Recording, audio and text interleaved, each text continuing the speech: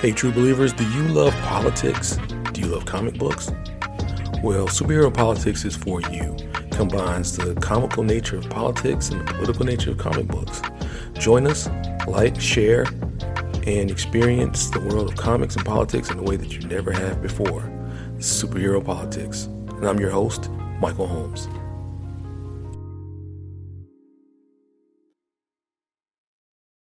What's up, everyone? Welcome to the next episode of Superhero Politics. I'm your host, Michael Holmes, and we are going to keep it low-key today. I know a lot of our episodes are a lot of high energy, but we're going to keep it a little low-key today. We're going to keep it, a little focused and, just keep it a little low-key. Nah, I'm kidding. That's actually the focus of our episode today, which is Loki. I mean, you guys probably have watched the Disney Plus series Loki with Tom Hiddleston, and it introduced King the Conqueror. But the underlying theme of this series was that there are divergent timelines and what we like to call variants. Now, if you've been watching the news, if you've been living in society right now, then you know the word variant is on everybody's minds, hearts, and lips because of the emergence of the Delta strain, which is a variant of the coronavirus.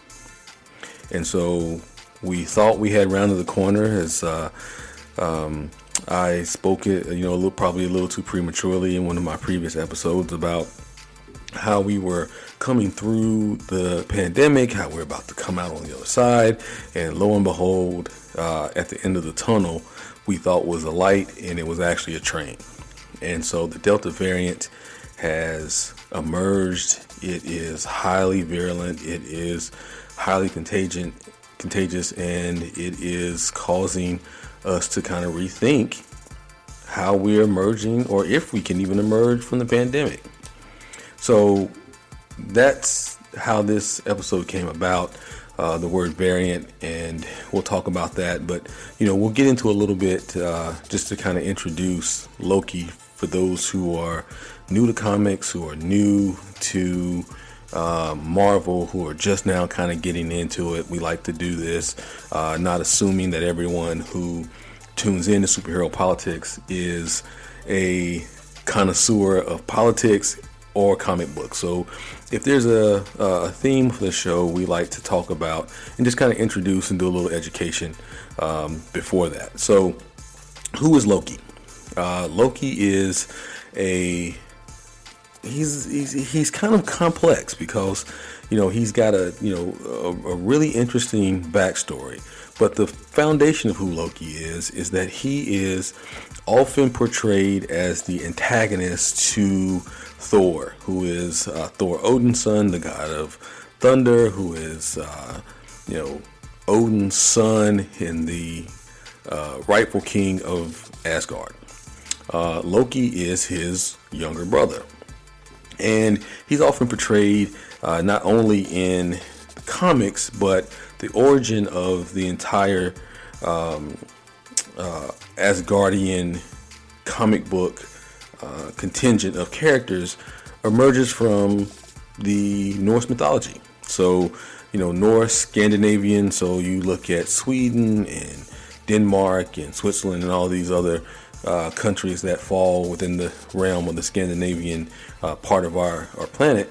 And those were the theology, they were the gods of that particular theology.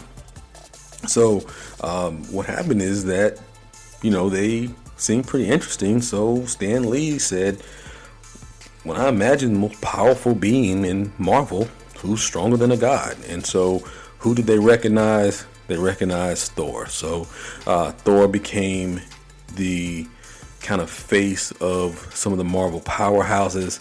And like every powerful superhero, he has to have a foil. He has to have a nemesis. And what made this interesting was that his nemesis was his little brother. And so Loki has often been portrayed as a trickster, as a magician. He's gone through a bunch of different iterations. He's been a woman. He's been a crocodile. He's been a dragon. He's been, the sorcerer supreme. He's been the god of stories. He's been a lot of different iterations of the character, but primarily his existence has been around being Thor's nemesis and just kind of being a regular pain in the ass to the god of thunder. So he's also always sought to be the king of Asgard. And Loki's backstory is that he's not actually born of Odin. Like, he's not Odin's biological son. So he was actually adopted. He is the son of one of Odin's greatest enemies, which is Laufey, the frost giant from Jotunheim. And he was found on the battlefield. Odin took him in and raised him as his own next to Thor, but he always felt like an outcast because, well, he was. And so he never felt like he actually had a shot to be the king of Asgard. He always felt like, even though he felt like he was superior to Thor, he felt like he was smarter, more innovative, he always felt that Thor's obvious physical dominance, he's bigger, stronger, more powerful, had the gift of Mjolnir. He always felt like he didn't get enough. And so that kind of led him down the path of villainy and often caused him to run into clashes with his older brother. And so that's kind of Loki's backstory. But this series on Disney Plus focused on the multiverse. Now, as you guys know, that all of the Marvel entities are now owned by Disney. So that means Fantastic Four, Blade, X-Men, Spider-Man, all of these things now are owned by Disney. And so, as you saw with Spider-Man coming over doing Captain America Civil War, now you're going to start to see some of these characters that have been produced by Sony and other companies. Now you're going to start to see them get connected. Like, you've already seen Ryan Reynolds as Deadpool do a promo with Korg. Korg was obviously introduced in Thor Ragnarok. And then so there's been a talk of how the Fantastic Four are going to be introduced and how X-Men are going to be introduced into the MCU. So one of the starting points for that is the introducing the multiverse and letting people know. Now, you saw this in Endgame when the old one showed to Professor Hulk or to Bruce Banner the different variations and timelines. And so what this happens is that there are multiple different versions of our Earth and our times. And so you're able to see and connect and see how they're all kind of existing in parallel and in symmetry to each other. So what does that mean? So that means on one variation of Earth, there are no Avengers. There are no superheroes. None of these superpowered beings exist. On another one, everybody is a superhero. Everybody has superpowers. On one, there are no Avengers, but there are X-Men. On the other, there are no X-Men, but there are Avengers. There's Fantastic Four. And then there's a variation of Earth where they're all there. And I think what we're getting to is kind of that, Marvel 616, or that prime Earth where, the X-Men, Fantastic Four, Daredevil, Luke Cage, Avengers all kind of converge into this one Earth and this one reality. Now, the interesting thing about this is that Marvel has been doing this already. Like, they did it on the CW verse. Like, they brought all of this in, and they even went as far as bringing the DCEU Flash onto the Arrowverse Flash. So in a lot of ways, DC is lagging behind Marvel when it comes to the production of their films, but this is one area where they've got the upper hand so far. But obviously, if you know Marvel, if you've watched Marvel, you've seen that they are master planners. Like, these guys think so far ahead. They are so awesome at connecting the dots and dropping little Easter eggs in and doing these things, 4, 5, 6, 7 years down the road.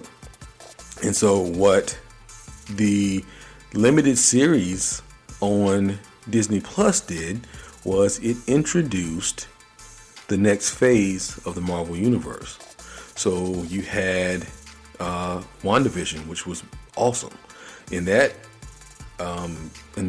particular series, what you saw was Wanda opening up the multiverse. We learned of the Nexus power. We learned of a Nexus event. We saw in Captain America and Winter Soldier, we saw the development of, an old ally who was a new villain, and you saw the development of what looks like the Dark Avengers. So if you have the Dark Avengers, maybe what happens is you have the rise of Norman Osborn, who is the Green Goblin, because guess what? We already have Spider-Man.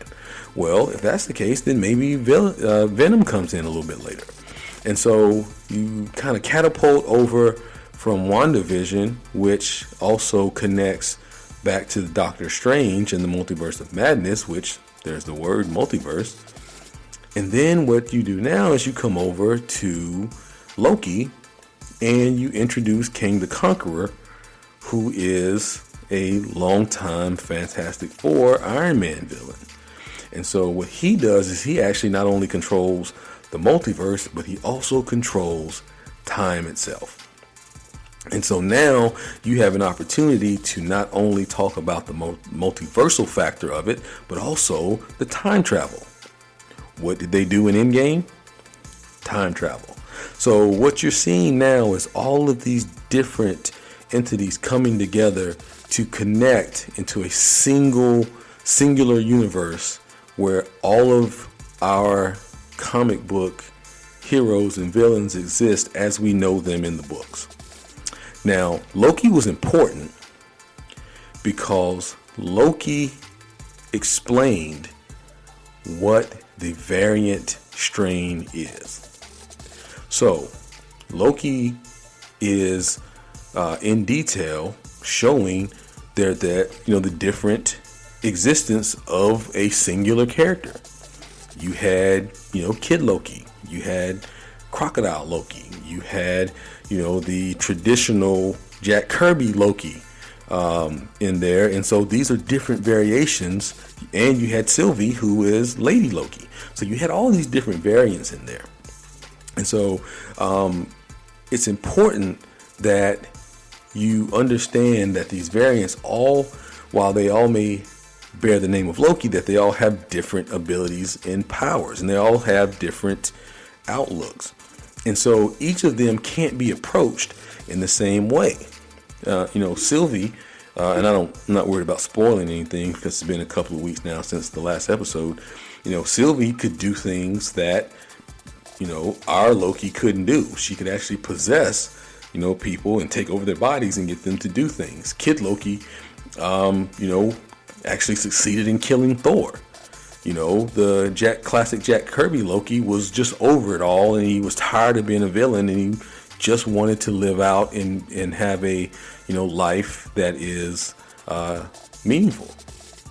And then we had our Loki, who kind of had this catharsis about who he was as a person, and he kind of came to the realization that his thousands of years of life was, he realized he didn't have free will.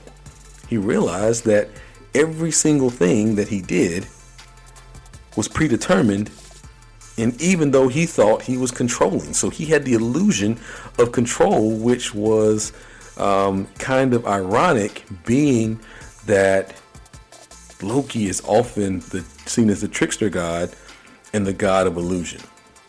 So the whole time he'd been thinking that he was in full control of all of his actions when he was just playing a part in a role written by somebody, i.e. Kang the Conqueror.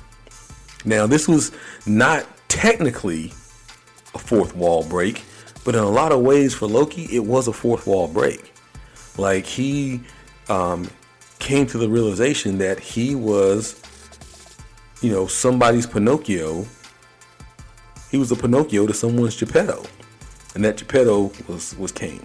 And so it's funny because you always have to look deeper, because it's obvious to think that, Kang is the big bad, right? And he was played fantastically by Jonathan Majors, and a lot of those scenes at the end were improvised. But it's easy to think that Kang is the big bad, that he's out there pulling the strings, he's doing all these things. Then you realize that as he explains it, that this Kang is a variant as well. And that all of the different times that the timelines were affected, it was by a different variant of Kang. Now, Kang that we saw in this series was Immortus, who is probably the strongest but least evil of the Kangs. And so we'll find out down the road that some of the Kangs that will come will be part of, Marvel teams, Young Avengers. There'll be some Fantastic Four Kangs. There'll be some Kangs who have an opportunity to bring back Thanos. There's so many opportunities that Marvel has with this particular character as a central villain that, the opportunities are endless. But, Loki in itself is a kind of a microcosm of what I want to discuss today in the political side of this discussion. We are superhero politics, so we talk about superheroes in comics, and then we talk about politics, and we talk about how they fit together, and we talk about how they relate. And so what we're talking about here today, and I just alluded to it a little earlier, was that Loki realized that he was not acting of his own volition and his own free will. Is that he realized that his entire existence had been orchestrated time and time and time again, and he wanted to rebel. Now, let's jump over into talking about how the variants are affecting us today in politics, and what does that mean? So, in my intro, I talked about the Delta variant, the strain that is developing as an offshoot, or I don't want to say evolution, but a mutation of the COVID-19 novel coronavirus that has kind of been the scourge of the world for the last 2 years. And so as viruses are off to do, well, when you find a way to combat it, it evolves, it mutates. And so now what we have is a highly virulent strain called Delta. And for those of you who are listening, folks, you guys know that Delta also means change. So when you look at that in statistics, when they say the Delta, and also RIP to Delta Airlines PR staff. That's a tough break. That's a tough one. But anyway, so what you have is this change in this in the nature of this virus, and so now it's affecting people more and more. Now, what's happened since the coronavirus outbreak? We've lost over 600,000 people in the United States, over 4 million people worldwide, and now, just as we had started to develop, multiple options for the vaccines, we've got Pfizer, we've got Moderna, we've got J&J, Johnson & Johnson. We've got several different vaccines. And so what people were saying is, okay, now that we can start to kind of get back to normal, and the moment we do, we relax ourselves, and boom, there's a variation that happens. And so, as much of a struggle as it has been to contain the coronavirus, not only in terms of public sentiment, but public policy, now here we are faced with a new, more dangerous variant of the disease. Now, how is this affecting the politics of today? Well,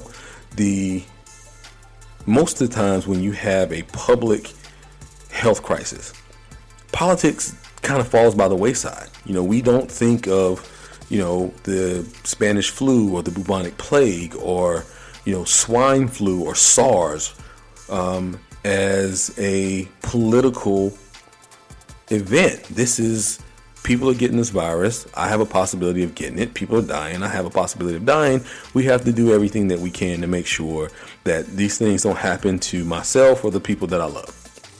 But this is not it. And so if you go back to episode 1 of season 2, we talked about reality warpers. And we talked about how the individuals who are now in power are seeking to rewrite history, rewrite reality. And what they've done is now they've changed the way we see every single thing in this country. And things that used to not divide us are now dividing us. We used to rally together in times of crisis and come together as a nation and do what we needed to do to overcome it. Now, I had all kinds, and still do have all kinds of, personal beefs with George W. Bush. But when 9/11 happened, every single person, he had a 95 or 96% approval rating. Why? Because it was an external attack on us as a country. We came together behind the president at the time who was trying to lead us through that. Now, we did every single thing that we could to try to come together behind the former president. But he did not see the public health crisis as the means for him to maintain power, which was his only goal. So he dismissed it, downplayed it, whatever. People died. He ended up losing. And so now here we are. So we have an election. The former president loses. President Joe Biden, Vice President Harris, they come to power. They immediately set up a chain of distributions, get vaccines out there all across the country. We look like we're going to have this thing lit by the summer. And then comes the rise of Delta. And slowly, the reality warpers start to emerge because they see an opportunity. And what they say is, wait a minute.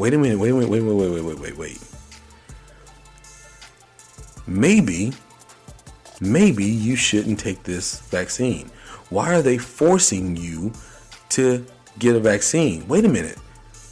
Are you still wearing masks? Or the CDC saying that we no longer need masks? Why are you doing this? And so what happens is that you have a resistance to what we need to do to conquer the virus, and now it gives the virus an opportunity to spread. And so what we have to do is we have to look at the possibility of entering back into some of the COVID protocols, because we have a pocket of resistance in this country to doing what needs to do. They're going to vary from what is considered the normal protocols to get over the public health crisis. Now, what this variant has done has shown to be completely resistant to the vaccine. You have people who are fully vaccinated. I've, been vaccinated. My family's been vaccinated. A lot of my colleagues at my job has been vaccinated. My colleagues at council in the city has been vaccinated. But we still see vaccinated people getting the virus and contracting the Delta strain. And even though that is like a 0.00002% of the new infections when it comes to the Delta variant and COVID-19 overall, that still makes a headline. Because if you play that up, 125,000 people vaccinated, which was a Washington Post headline from today or yesterday. what that does is that gives comfort to the idea that I'm not going to get the vaccine and I'm not going to do that. Now, also, you have the rise of the anti-maskers. Well, I'm not going to get that. I'm not going to wear a mask either. So what this administration is left with, what our policymakers are left with, what I'm left with as a policymaker, as an elected official, is how do we get and convince people to take this seriously? Because this is not the same coronavirus that we dealt with at the end of 2019 and the beginning of 2020. This is a variant. This is something wholly different than before. This is, the incubation period is shorter. The effects are longer lasting. The transmissibility is higher. This is a new strain. This is a variation. So you can't approach it in necessarily the same fashion. And so what we have to find out is, what is the new way for us to combat this new variation? Now, Loki found out through his travels through the Time Bureau, or whatever it was at the time. It was kind of a weird thing, but he found out that almost everything that exists is a variation of the original, and that this TVA, the Time Variation Administration, or anything like that, I'm butchering that up, existed to maintain the integrity of said timelines. But sometimes when you tear down what you believe is the worst thing, what you do is you create something worse. And what Kang did at the end was he alluded to the same thing. Look, you may kill me, but there are far, far, far worse Kangs out there. And if you take me out, I'm the only thing standing between you and things that are far, far, far, far worse. Now, this is not something that is new. These are political comments that has been used forever in politics. These are scare tactics that have been used forever in politics. You see it all the time. Both parties are guilty of it. You see Republicans say, we're the only thing standing between freedom and socialism. You see Democrats say, we're the only thing standing between you and the destruction of our social safety net. All these things. But in this instance, it was true. You killed this Kang, and there was a rise of a much worse thing. And so what's happening right now in our politics is that we are allowing a much worse thing to rise because we refuse to deal with the original. And why are we having this problem dealing with the original? It's because we don't look at the root cause of why we're here. And the root cause is, I implore you guys go back to episode 1 of season 2, and that we now do not live in the same reality. Most of our citizens are split between two separate realities. We're not seeing information and processing information the same as we do. 2 plus 2 is no longer 4. 2 plus 2 is now subjective. That's what we're dealing with. And so what we're seeing right now is we're seeing individuals who are not taking the vaccine. We see individuals who refuse to wear a mask. And now we're opening ourselves up to ending up back where we said that we wanted to get out of. And this is all because we do not live or see things in the same vein, because information in the way that it's transmitted to us comes out in every different variation possible. If you want to consume conservative media that tells you that the coronavirus is a hoax, you can absolutely get it. If you want to consume leftist media that tells you that we've got to spend, $100 trillion to make sure that we combat the coronavirus and, that we stop evictions and everything else, you can absolutely do that. But that is not always the proper context that we have to look at information in. Because there are so many different variations of information that we are bombarded with on a daily basis, we don't know what to believe. Now I say that not as a defense of ignorance, but as some way to understand ignorance. Now, we go back and we look at Loki, who had always believed that he was 10 steps ahead of Thor and the Avengers, and he was so much more intelligent than everyone, and then he realized that he was a million steps behind someone smarter than him.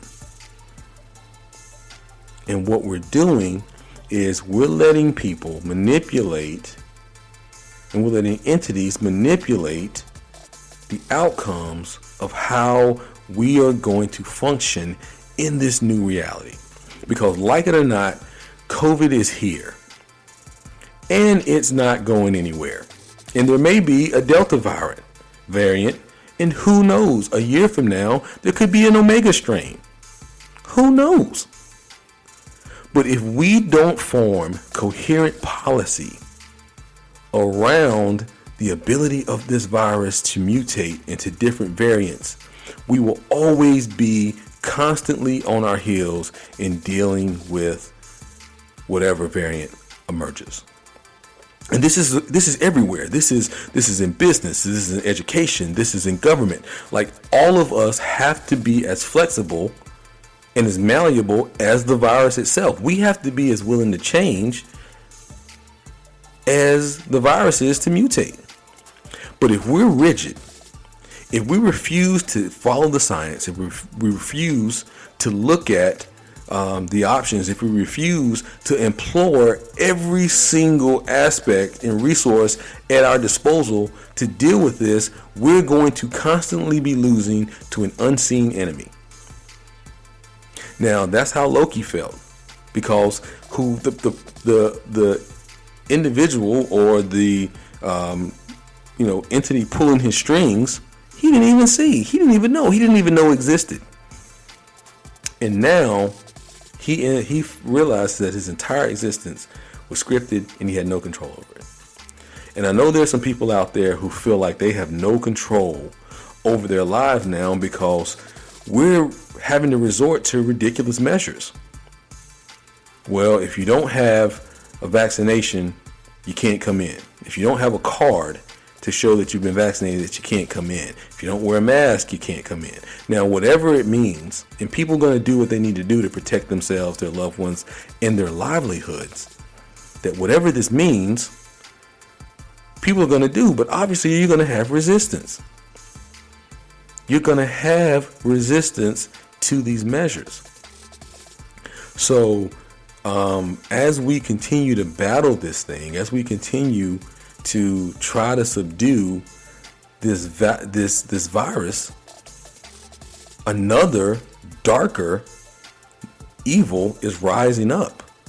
Because what we now have is we have hate and distrust of our fellow people, fellow countrymen. Because I'm going to tell you right now, when you go somewhere and you look around and you see someone without a mask, you automatically begin to be suspicious. Well, is that person vaccinated? I know I am.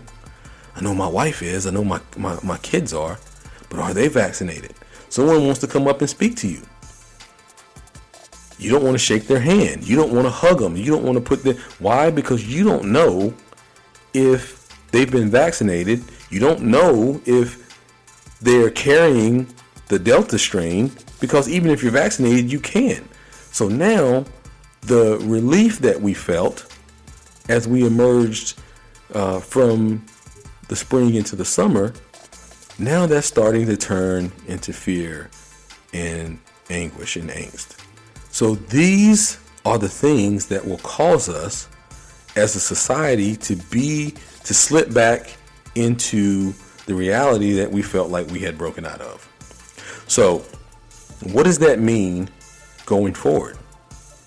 How do we reconcile these realities? Well, at the end of episode 6 of Loki, Sylvie had pushed our Loki out through a time window, and she's left alone with Kane, and he's explaining to her, the choice that she has. All right, are you going to kill me and unleash this hell? And she decides that the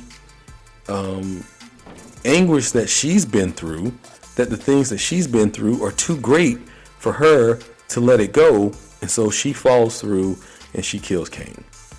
And so all of a sudden, immediately what you see on Loki's side is a reality change where there are statues of Kang and different variations of the TVA. And so immediately you see the effects of not maintaining order. And so as you start to look, as the Mobius and all the other characters in the TVA start to look, what you start to see is the splintering of what was once a very controlled timeline and multiverse realities, multiversal realities. And you start to see them split and create and emerge. All this time, it had been maintained and controlled. Even though it may seem terrible, now what we have is chaos. And because we're unwilling or unable in this country to control the amount of variants that come out of our informational hubs in our society, our news, our media, our social media, all that stuff, because we're unable to control that, or at least filter it to where we can actually empower people. We have 99% of the new cases of the Delta variant occurring among the unvaccinated. People are going to the hospital, dying, with vaccines readily available. People are refusing to wear masks, and infections are ticking up. And the same people who tried to warp reality about COVID-19 are now telling you that they're not going to do anything to control the spread of this new strain, this new variant. Oh, we're doing great, even though your state is a hotspot right now. What do you think is going to happen if we allow this strain to mutate further to the point to where even vaccines aren't effective? When we have a change in environment, we have to have a change in tactic. And right now, there are people in our society, in our government, in our body politic, who have decided that their best path to power is to allow this variant to get out of control. And you see these nexus events happening all around our country. There was literally like 200 or 300,000 people in Chicago at Lollapalooza with no mask. Now, we don't know how many of those are vaccinated. Illinois is a blue state. Chicago is a very, very, very blue city. So there's probability there's a high number of progressive-minded people there. And as we've seen the data, that progressives and liberals and Democrats are much more likely to be vaccinated than their conservative counterparts. So I'm going to say, just go out on a limb and say that there's a probability that most of the people who are at Lollapalooza are vaccinated. That does not mean they cannot contract the virus, and that does not mean they cannot spread it. So we want to get back to normal, but we can't go back to the normal that we had prior to COVID. Like, we can't go back to the normal where we would just willy-nilly all out without worrying about the spread of the virus. We have to go back to, at least, if we're going to have these events, if we're going to have these things, we've got to say, because these are the protocols under which these things can occur. These events can occur and exist. And it takes leaders, and it takes courage, and it takes people who are willing to stand up, like some of these business owners, and saying, look, if you ain't got on a mask, you ain't coming in here. If you don't have on, if you don't show your vaccination card, you're not coming in here. It is a dangerous thing to do, but it is also a courageous thing to do, because if we don't set up some type of bulwark or some type of standard right now, we're going to slip back in. And I guarantee you, the same people who are refusing to do anything to stop the spread of the virus are going to be the loudest, castigating the people that are in charge right now for their failure to contain the virus. They're going to create the reality that they're going to run against.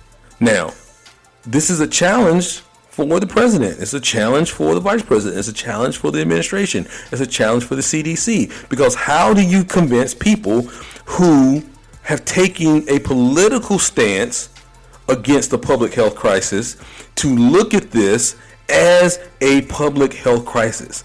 They don't see this as a threat to the viability of the country. What they see is a threat to their political aspirations, and they see this as an affront to their leader.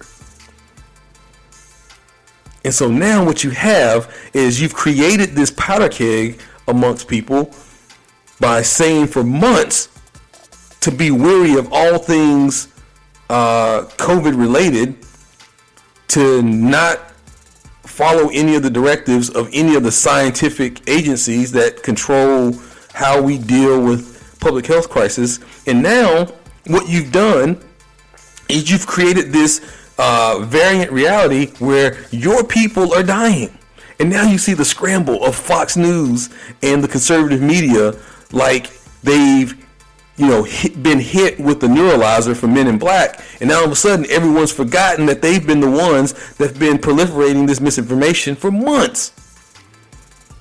And now, because it is directly hitting their centers of power, they're now trying to scramble.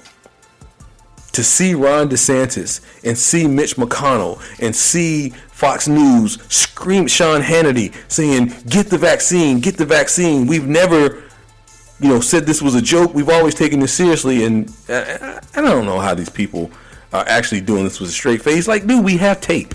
Like, we literally have tape. There are split screens of you saying that this is a hoax. This is something to attack the former president. And images of you now. Like, this is not some ancient, mythological tale that Fox News opposed all measures to control the virus.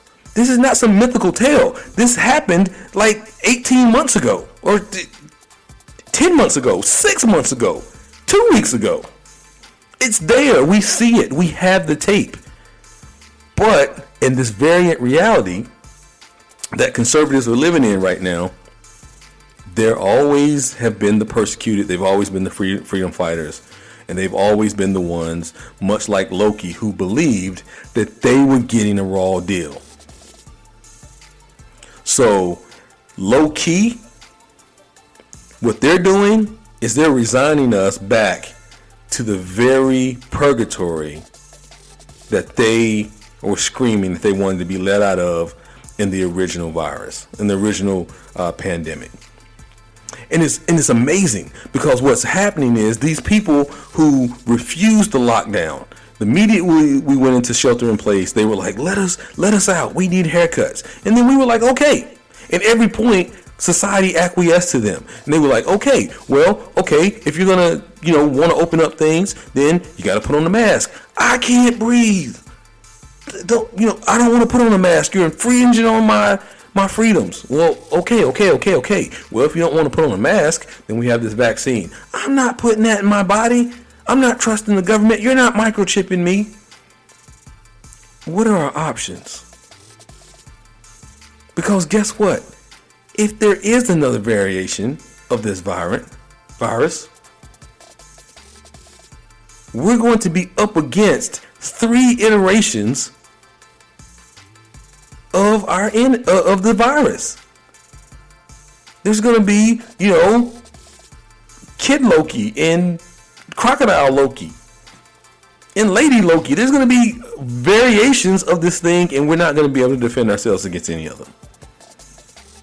So, not only do we have to have a convergence of a coherent strategy from all sides, right, left, and center, we have to also combat variant misinformation to stop infecting our society so that we don't break down with the virus of fear and ignorance and hatred and scorn.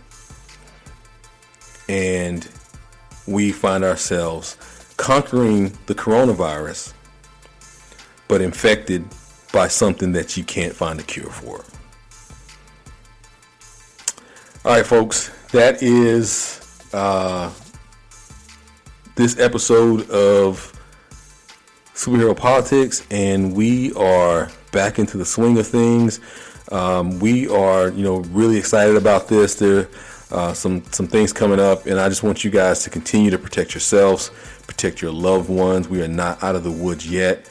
There are people still dying from the coronavirus and the Delta variant, and loved ones are suffering. People are, reuniting with family, but fear is still there.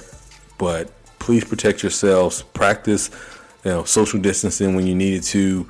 Wear your mask, wash your hands, and above all, if you can, please get vaccinated.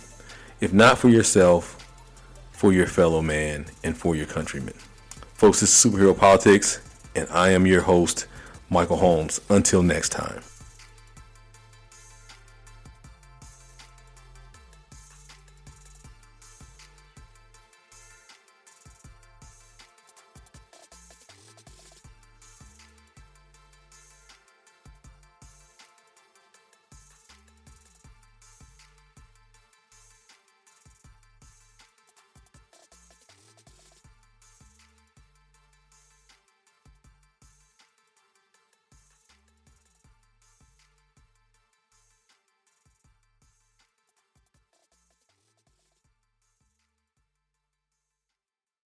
What's going on, true believers? Thank you for your continued and growing support. If you're enjoying the content that we're producing here on Superhero Politics, I ask that you subscribe anywhere that you can find podcasts. That means iTunes, Apple Podcasts, Spotify, Stitcher. You can find us at Buzzsprout, and also on our social media at Superhero Politics on Twitter, at Superhero Politics on Facebook, Superhero Politics on Instagram, and Superhero Politics on TikTok. Like, share, join us, and if you would have any topics that you would like to share or just questions that you would like to ask me, you can send your emails to superheropolitics@gmail.com, and we'll do an episode where we answer your questions. Thank you for your continued support, and remember, always speak truth to power.